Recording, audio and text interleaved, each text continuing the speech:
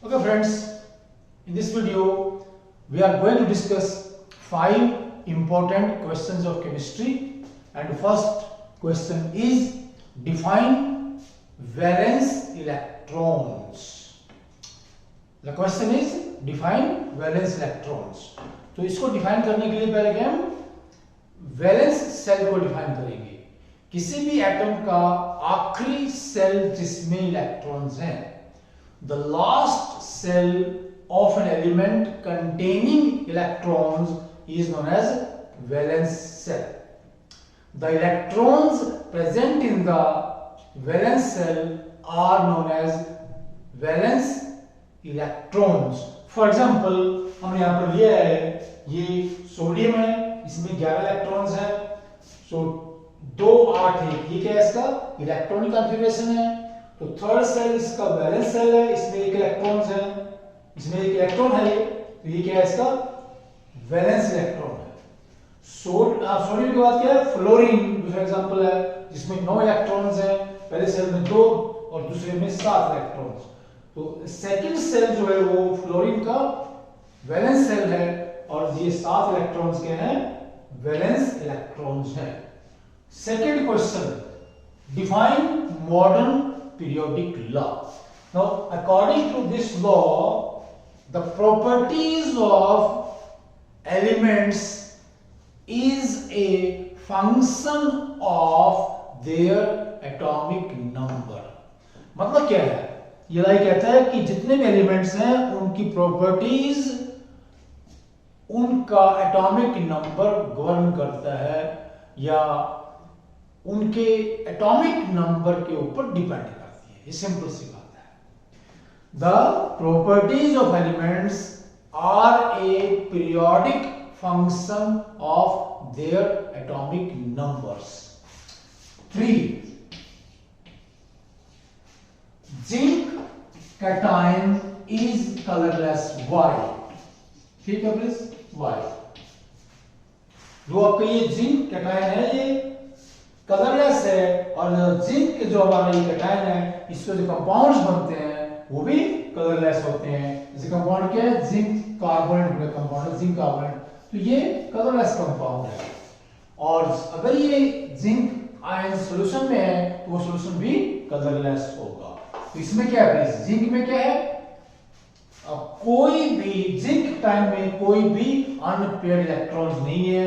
इसका जो 3D हमारे पास क्या है, ये सबसेल है, इसमें 10 इलेक्ट्रॉन्स है। कितने इलेक्ट्रॉन है भाई, 10 इलेक्ट्रॉन्स है। और इससे पहले भी हमारे पास इसमें क्या है, जितने भी इलेक्ट्रॉन्स हैं वहां पर कोई भी अनपेयर्ड इलेक्ट्रॉन्स नहीं है। So this ion does not contain any single electron, any unpaired electron. That is why it is colorless. ये colorless है। और उसके उल्ट क्या हुई, हमारे पास जो डी ब्लॉक है उसके बहुत से हमारे पास आयंस हैं, वो कलर्ड आयंस होते हैं, क्योंकि उनमें क्या है, अनपेयर्ड इलेक्ट्रॉन्स होते हैं। तो आपके पास ये कॉपर है प्लीज, इसका जो एटॉमिक नंबर है 29 है, इसका जो इलेक्ट्रॉनिक कॉन्फ़िगरेशन क्या होना चाहिए, 1s2 2s2 2p6 3s2 3p6, then क्या है, कॉपर एटम 3d9 4s2, ये होना चाहिए। देखिए प्लीज, कितना है, 10 12 18 और 11 29, तो 29 का एटॉमिक नंबर है, इसमें 29 इलेक्ट्रॉन्स है। इसका इलेक्ट्रॉनिक कॉन्फ़िगरेशन ये होना चाहिए, लेकिन ये नहीं होता है। क्या होता है, लास्ट में क्या होता है, ये होता है 3d10 4s1। ठीक है, इसको बोलते हैं कि why copper shows exceptional electronic configuration. ये तो रहेगा सारा, इतना लास्ट में आएगा 3d10 4s1। व्हाई? देखिए सिंपल रीजन है कि जब जो का 3D सबसेल है, इसमें 10 इलेक्ट्रॉन्स हो जाते हैं तो ये पूरा भर जाता है।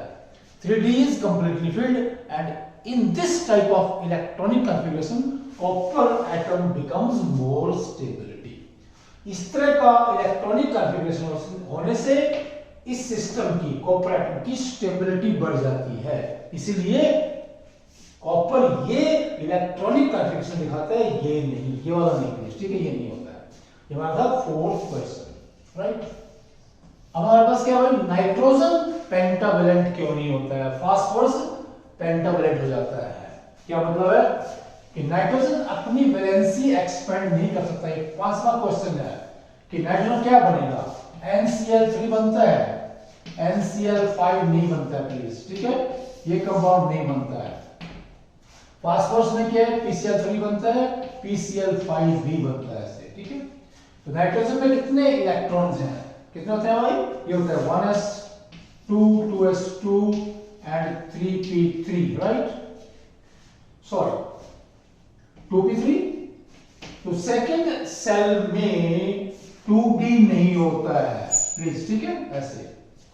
तो यहां पर क्या है, नाइट्रोजन अपनी वैलेंसी यहां से जो 2s का इलेक्ट्रॉन है ना, आगे जंप नहीं कर सकता। एक अगर ये जंप कर जाए, कहां पर करेगा जंप, ये 3s में या आगे 3p में, तो उसके लिए बहुत ज्यादा एनर्जी चाहिए। तो इस तरह का जंप पॉसिबल नहीं है। और इसमें 3 ही ये हमारे पास इलेक्ट्रॉन्स हैं जो बॉन्ड बनाएंगे। लेकिन फास्फोरस में ये चीज कैसे पॉसिबल है, फास्फोरस में, okay please let's see. Phosphorus 1s2 2s2 2p6 3s2 3p3, right, ये है इसमें। अब फास्फोरस में क्या भाई, यहां से 3d इसमें खाली है, 3d, तो 3s का एक इलेक्ट्रॉन जंप कहां जाएगा, 3d में आएगा। अब देखिए 3p, ये तीनों अनपेड इलेक्ट्रॉन है 3p में, तो इसमें 5 ये जो इलेक्ट्रॉन्स हैं, अब ये 5 बॉन्ड बना सकते हैं, क्या बन जाएगा, PCl5। तो n जो एटम है उसमें क्या है, d ऑर्बिटल्स नहीं है सेकंड सेल में। फास्फोरस में क्या है, थर्ड सेल में d ऑर्बिटल है, और वहां से ये अपनी जो वैलेंसी है फास्फोरस 3 भी दिखा सकता है और 5 भी दिखा सकता है। लेकिन नाइट्रोजन में ये संभव नहीं है because of absence of d orbitals. अब सिंपल हो गया, nitrogen does not contain d orbitals, that's why it can not expand it's valency from 3 to 5. So such questions are very important. Okay, please, thanks, namaskar.